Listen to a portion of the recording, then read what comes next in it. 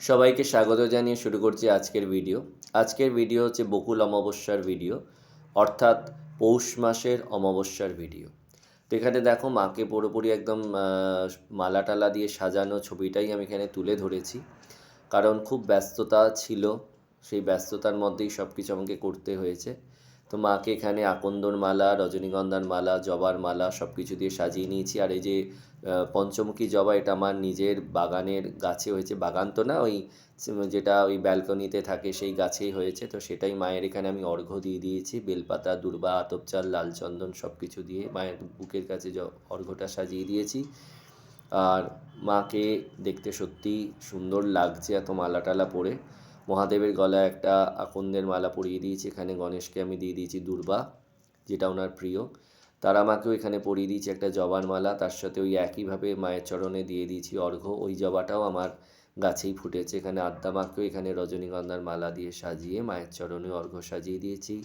আমার গুরুদেবকে একটি মালা পরিয়ে গুরুদেবের শ্রীচরণে বেলপাতা, তুলসী পাতা, ফুল নিবেদন করে রেখেছি। এখানে আমার কৃষ্ণকালী মাকে আমি স্নান করাবো, তারপর ওনাকে সাজাবো, তাই ওনাকে রেডি করে রেখেছি। মায়ের কাছে জ্বালানোর জন্য ঘিয়ের প্রদীপ, তেলের প্রদীপ রেডি করেছি। যেহেতু এটা শুক্রবার, তাই সর্ষের তেলের প্রদীপ জ্বালানো যাবে না, সাদা তেলের প্রদীপ। ভোলানাথকে আকন্দর মালা এবং বেলপাতা, নারায়ণকে রজনীগন্ধার মালা এবং তুলসীপত্র এগুলো দিয়ে সাজিয়ে রেখেছি। সাদা চন্দন, লাল চন্দন সমস্ত রেডি করাই আছে। আর যেহেতু শুক্রবার, তাই আলাদা করে মা সন্তোষীর যে নিবেদনের জন্যে নৈবেদ্য, সেটা আলাদা করে রাখতে হবে, যাতে যাতে সেটা বাকি নৈবেদ্যর সাথে ঠেকাঠেকি না হয়ে যায়।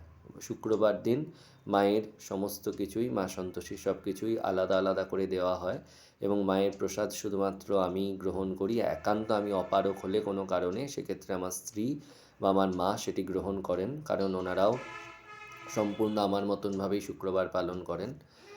তো আজকে শুক্রবার বলে মাকে মিষ্টান্ন কিছুই সেরকম আমি দিতে পারিনি, কারণ মিষ্টিতেও দেওয়া যায় না শুক্রবার ঠাকুর ঘরে। তো এখানে মা তারার শ্রীচরণকে ধুয়ে নিয়ে অর্ঘ্য মায়ের শ্রীচরণে নিবেদন করেছি, জবা, বিল্লপত্র, দূর্বা, আতপ চাল, শ্বেত চন্দন, রক্তচন্দন দিয়ে। এখানে কৃষ্ণকালী মাকে এবার আমি স্নান করিয়ে নেব। গঙ্গা জলের মধ্যে আমি গোলাপ জল, তার সাথে হচ্ছে সাদা চন্দন, লাল চন্দন, কর্পূর সব কিছু মিশিয়ে নিয়েছি। তো মায়ের এখানে ভোগের মধ্যে রয়েছে আতপ চাল, বাতাসা, পিয়ারা, কলা, কাজু, বড় এলাচ, খেজুর, আমন্ড, কারণ কোনো টক ফল এখানে দেওয়া যাবে না শুক্রবার। আর এখানে রয়েছে লুচি, তার সাথে ফুলকপি আলুর তরকারি, সিমুইয়ের পায়েস এবং পান।